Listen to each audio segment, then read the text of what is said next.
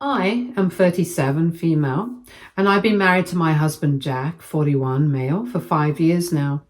We do not have any kids together, but he has two from a previous marriage. His ex-wife, Amy, 40, female, has always been around because of the kids, which I totally understand. I never expected her to disappear from his life, especially since they co-parent.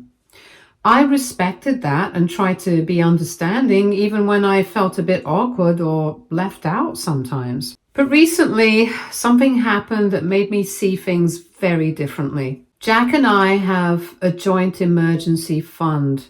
We built it together over the years, adding to it bit by bit. It was for things like unexpected medical bills, car repairs, or if one of us lost their job. Just real emergencies. I have always been proud of how much we managed to save. It made me feel secure, like no matter what happened, we had a cushion to fall back on. A few weeks ago, I noticed that a big chunk of the money, over $20,000, was gone from the account.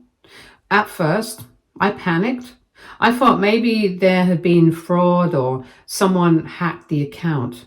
I asked Jack if he knew anything, and he just casually said, yeah, he took the money out. I asked what for, and he said it was for a family morale boost. I did not understand what that meant, so I asked for more details. He said he bought Amy a luxury SUV, not a used car or something practical, an actual luxury brand SUV that looked brand new.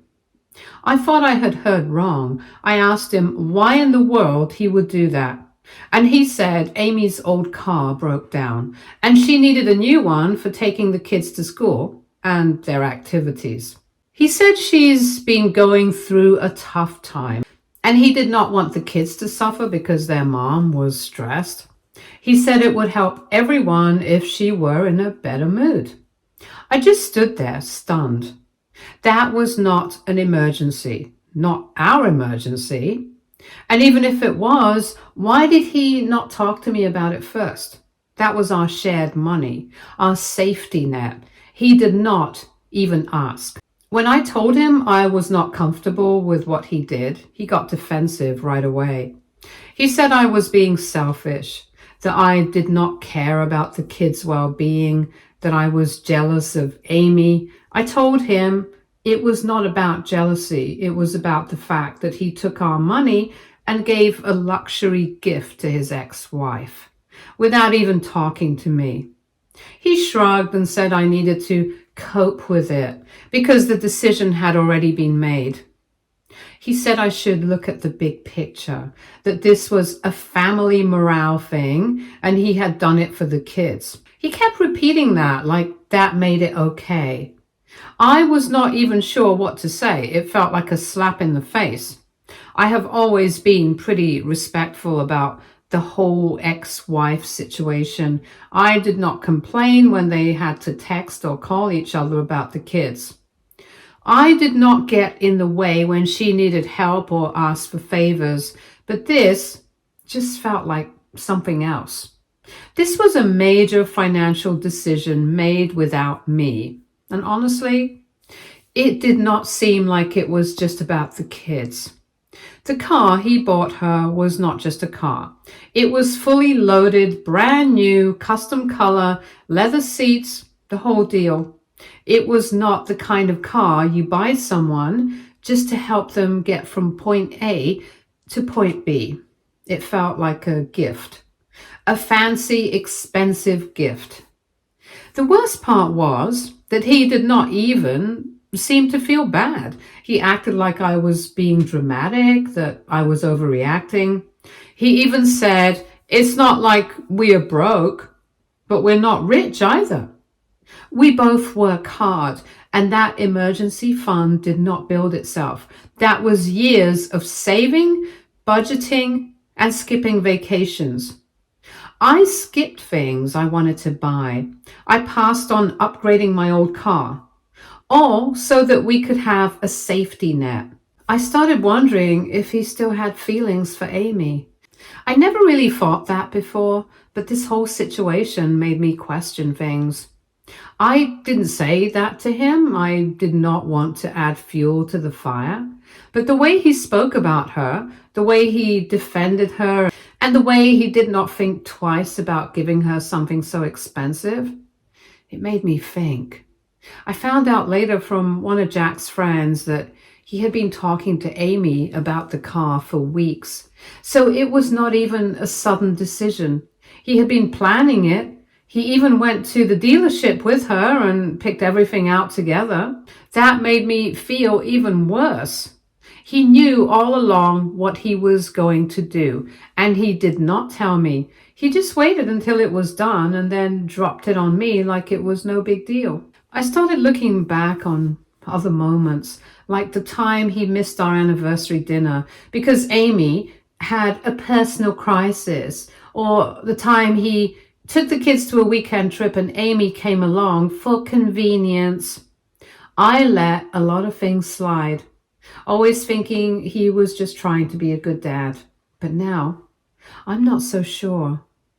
I tried to bring it up a few days later, hoping we could talk about it calmly, but Jack just shut it down and said I needed to stop bringing it up, that I was being negative, that I was ruining the family mood. He made me feel like I was the bad guy for even questioning it. He's still acting like it was no big deal, like he did the right thing. He tells the kids that their mom's new car is thanks to him, and they love it.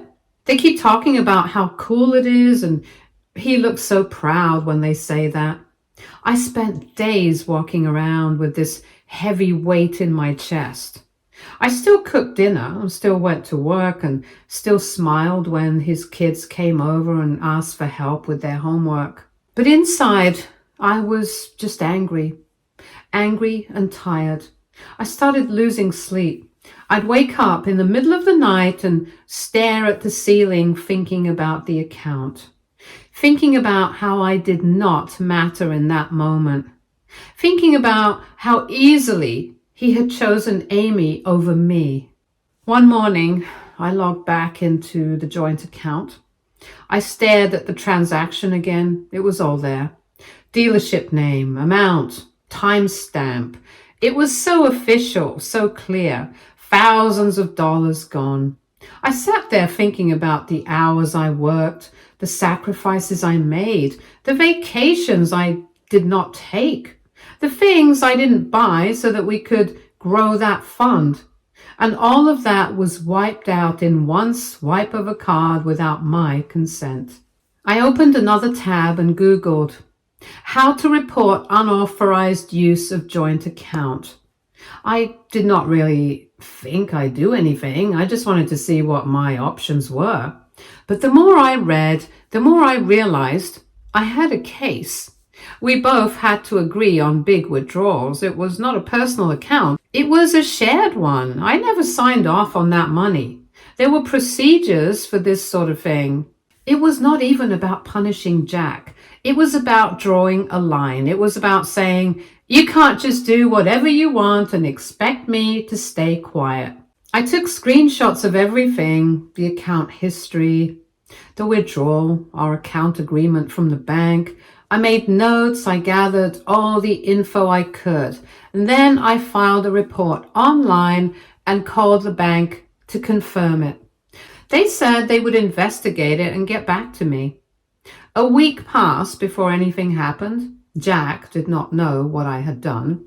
He went on like everything was normal, and meanwhile I was just waiting for the call. And when it came, they told me the transaction was flagged for being a large one-party withdrawal with no joint authorization. They froze the account. All access was paused. Jack found out a few days later when he tried to transfer money for the kids' school fees.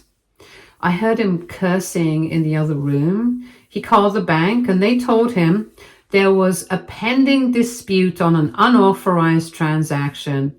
He stormed into the kitchen later that night, his whole face red, demanding to know if I had done it. I didn't answer. I did not have to. He knew. He paced around the kitchen fuming, and he told me I was being petty, that I had gone too far, that I was ruining everything, that I was acting like a bitter ex-wife and not a partner. I just kept washing the dishes. I didn't feel like defending myself anymore. I was done arguing. He told me the bank said they'd need written proof from both parties showing agreement for the purchase, and he knew he did not have that. I never said yes to any of it, not in writing and not even verbally. He tried to guilt me. He said now the kids would suffer because the account was frozen and he couldn't move money around, that this would hurt them more than it hurt him. I did not respond to that either. I had been trying to be the bigger person for so long, and all it ever got me was pushed to the side. I checked my private account later that night and transferred more of my paycheck into it. I also changed the login credentials on all my personal accounts, canceled any shared credit cards, and made sure I had access to every bit of financial documentation I might need. Over the next week, the investigation continued. I got a few calls from the bank, asking more questions, confirming details, and I told them everything truthfully. I said I had not been informed. I had not agreed. It was our joint emergency fund, and I did not consent to a luxury car purchase for his ex-wife. That was all I said. They told me they were taking it seriously. Jack became colder after that. He was not yelling anymore, but there was distance, silence. He moved around the house like a ghost, not speaking to me unless it was about logistics. He slept in the guest room and kept his phone on silent. I did not care. I actually slept better. Then I got another call from the bank. They said they had ruled in my favor. The transaction was classified as unauthorized based on the joint account agreement and lack of dual consent. They had begun reversing it and would be freezing Jack's individual access to the account going forward. Jack found out later that day. He did not say anything, just packed an overnight bag and left the house without a word. I did not stop him. Amy messaged me the next day. I don't know how she found out, but she sent me a long, condescending text about how I had embarrassed Jack and made things harder for everyone. She said I was being spiteful and that this was bad for the kids. I didn't even reply. I just blocked her. People always expect the new wife to bow her head and keep quiet, to be polite, to be patient, to be supportive. And I tried. For years, I really tried. But the second I put my foot down and said, this isn't okay, I became the villain, selfish, bitter, overreacting. I did not even get the money back for myself. It went right back into the account. But now I have full oversight. Now he can't just dip into it whenever he feels like it. Now there are consequences.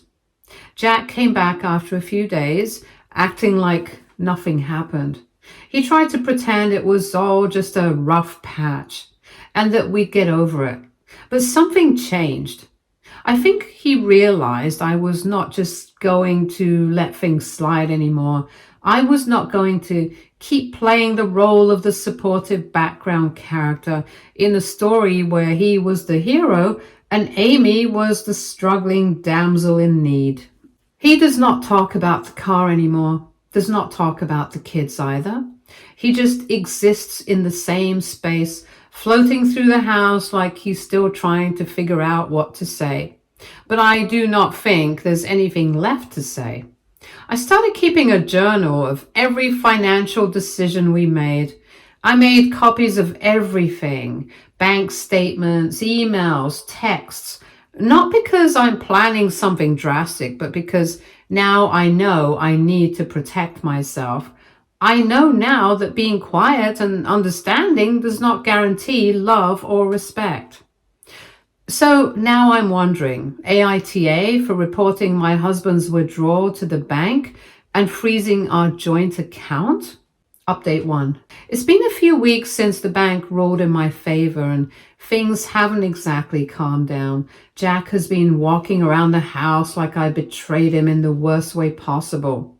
He does not yell anymore, but he's cold, short, passive-aggressive. Sometimes he does not come home at all and then pretends nothing happened the next day. I guess I was expecting him to at least acknowledge that what he did was wrong, maybe even apologize. I don't know why I still had that kind of hope. Jack never really apologized for anything unless it was to keep the peace. But this time, he didn't even try. He just acted like I stabbed him in the back for daring to stop him from spending our money without my consent. The awkward silence turned into full-on avoidance. He stopped eating dinner with me. He moved most of his stuff into the guest room permanently. The few conversations we had were just about groceries or bills or the kids' schedules.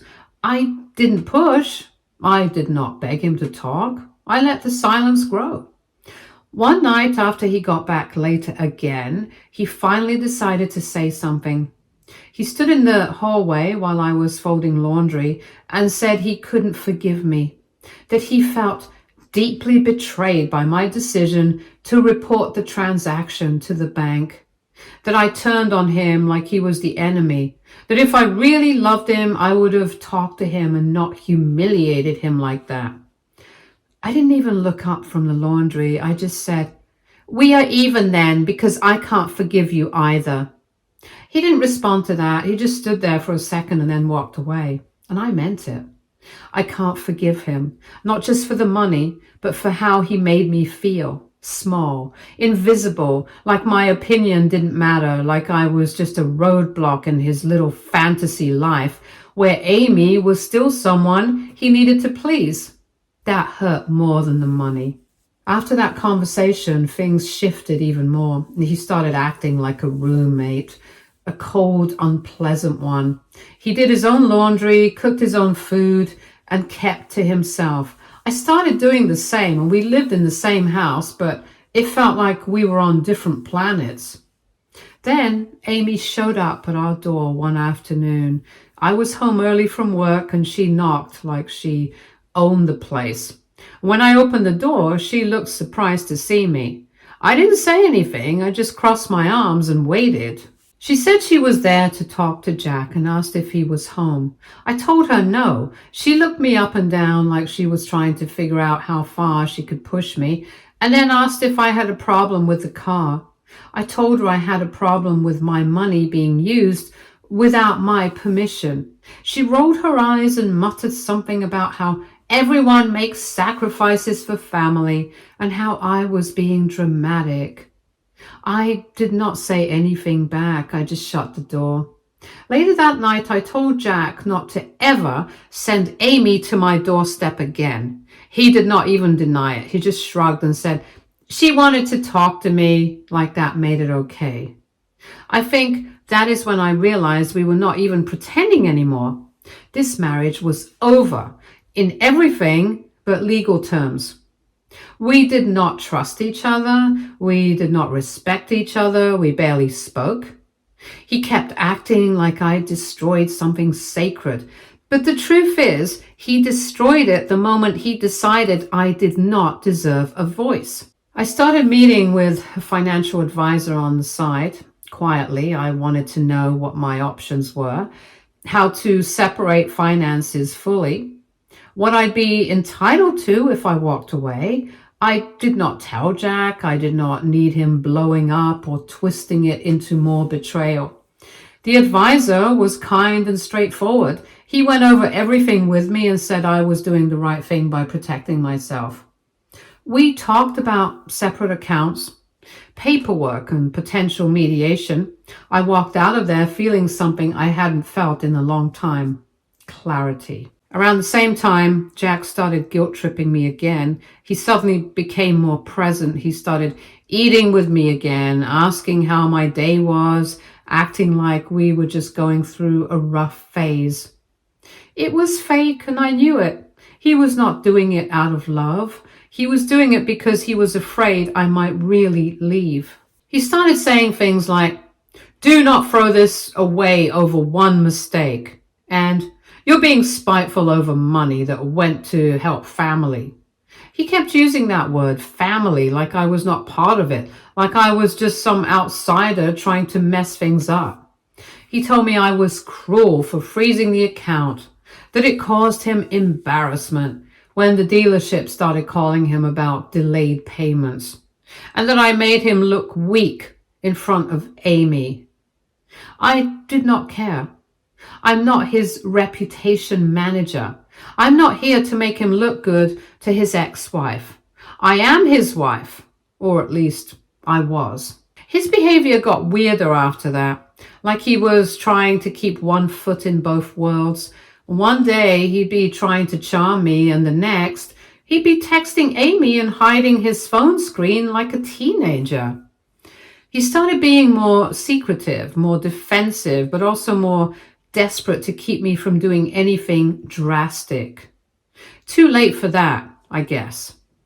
I do not know what Jack expected when he spent our money on Amy. I do not know if he thought I would just cry a little and then get over it. I don't know if he thought I'd be grateful he shared the decision with me after the fact. But what he got was someone who was done playing nice, done waiting for him to choose me, done pretending things were fine. I have started preparing for a life without him, quietly, carefully. I do not know when I'll tell him yet. Maybe after the papers are in place, or maybe I'm in my own place. I don't know. But I do know this. I'm not going to be the one begging to be seen. Not anymore. Update 2. A lot has happened since my last post, and honestly, it still feels a little surreal. I guess I knew deep down that leaving was inevitable. But even with all the signs, the planning, the meetings with the lawyer and financial advisor, I did not expect it to happen the way it did. It was not some huge blow up. It was not dramatic. It was just one last moment of casual cruelty from Jack, and something in me finally snapped. It was a Saturday morning. I had taken a day off work the day before and finalized the lease on a small 2-bedroom apartment. It's nothing fancy, but it's clean, quiet, and mine. I had already moved a few things over secretly, clothes, important documents, and a few sentimental items. I was planning to tell Jack I was leaving sometime that weekend. I was not expecting the kind of understanding from him, but I thought I at least owed him a heads up.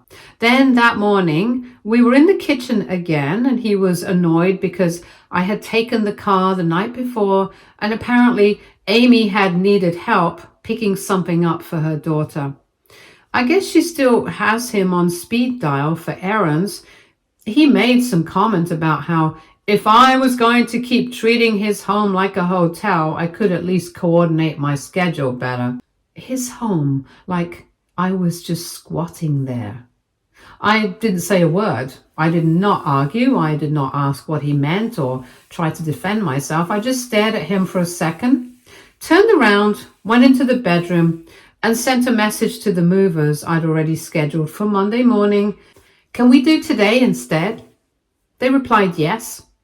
I said I'd pay extra. I told them to meet me in 2 hours. Then I packed. I moved around the house calmly, like I was just tidying up. Jack did not even notice. He was watching something on his phone and didn't look up. I packed whatever I hadn't already moved into my car and a couple of suitcases. I called a cab for the rest so I could take the car with me. I even cleaned the kitchen counter before I left. He did not notice I was gone until several hours later. I know because that is when the calls started. I did not pick up. I did not need to hear his fake confusion or sudden declarations of love. I did not want to hear him tell me I was being immature or cold or making a mistake.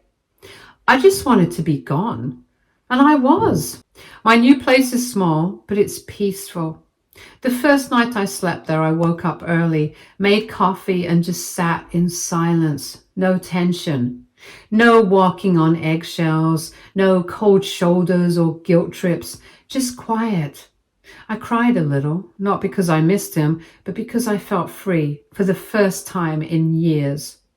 Of course, once he realized I was not coming back, the tone of his messages changed. At first it was confusion. Where are you? Why are you doing this? Can we talk? Then it was anger. I can't believe you left like that. You are being dramatic. You're going to regret this. Then it was guilt tripping. You broke this family. You could have at least talked to me. I was trying to make things work. Now it's begging. He says he can't sleep, that he misses me, that he'll do whatever it takes to fix this, that he did not realize how much he needed me until I was gone, that he was stupid, that Amy means nothing, that the car was just a gesture, that he'll sell it, return it, cut her off completely. Too late. He wants me to come home, says we can start fresh, and that he'll be better, and that we'll go to therapy, and that we can figure things out together.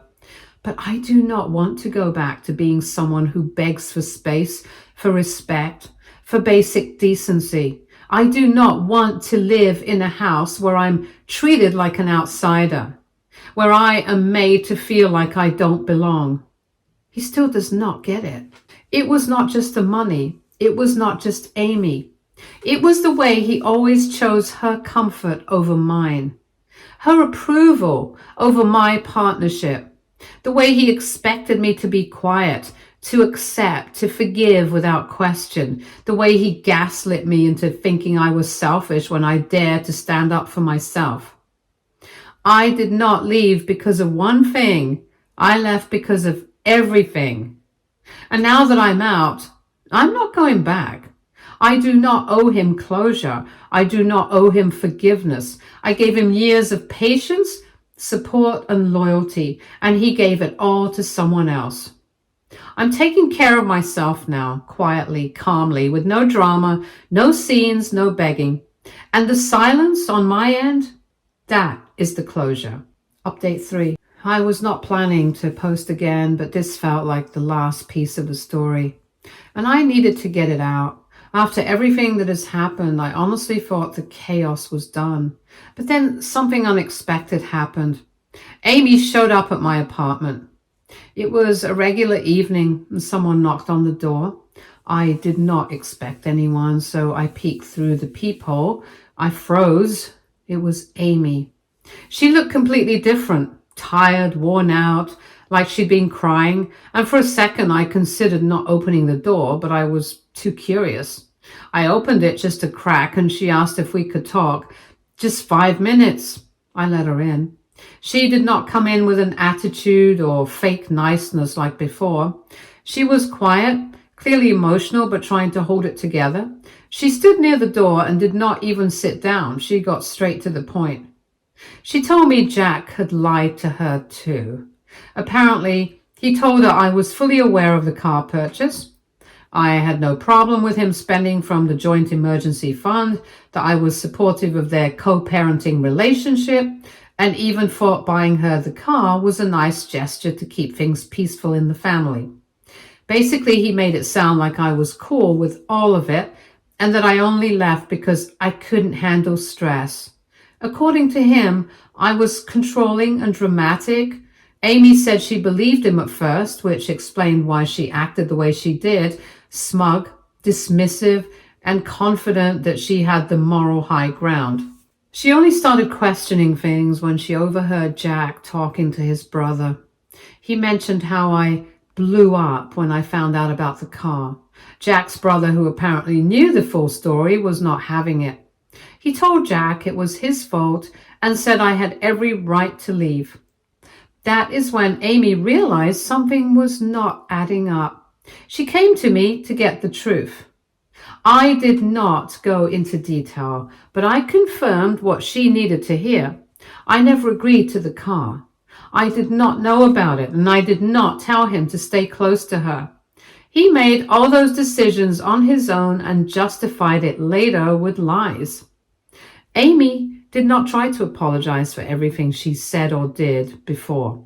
I think she knew it wouldn't matter at this point. She just stood there, quiet, looking more hurt than angry, and after a while she said she was done with Jack too. She left without another word, and since then, Jack has been trying to reach out, constant texts, missed calls, and even emails. He sent flowers to my workplace. He says he wants to talk and work things out. He says he did not mean to hurt anyone. I have blocked him on everything. I've spoken to a lawyer. I'm finalizing everything we had left financially. I have moved what I needed into my own account and taken steps to fully separate from him. I already moved out. Amy showing up was not something I expected, but it made everything a little clearer. Jack was not just inconsiderate, he was manipulative. He told us both different stories to keep control. He tried to be the good guy in the middle while messing with both our lives. I did not feel angry at Amy anymore, just tired. She was a part of the mess, but she was also lied to, just like me. And I think now she sees him for who he really is. There's no fixing anything with Jack. There's no rebuilding trust after this. He made choices and tried to cover them up with lies. He thought he could juggle everything and come out looking noble, but it all collapsed. This is the last update. I do not want to talk about him anymore. I'm done explaining and justifying how I feel. I walked away, and I am staying away. He can tell whatever story he wants now. I am not going to correct it. I am not going to argue. I just do not care anymore. Stay tuned for more stories from our girl relationships.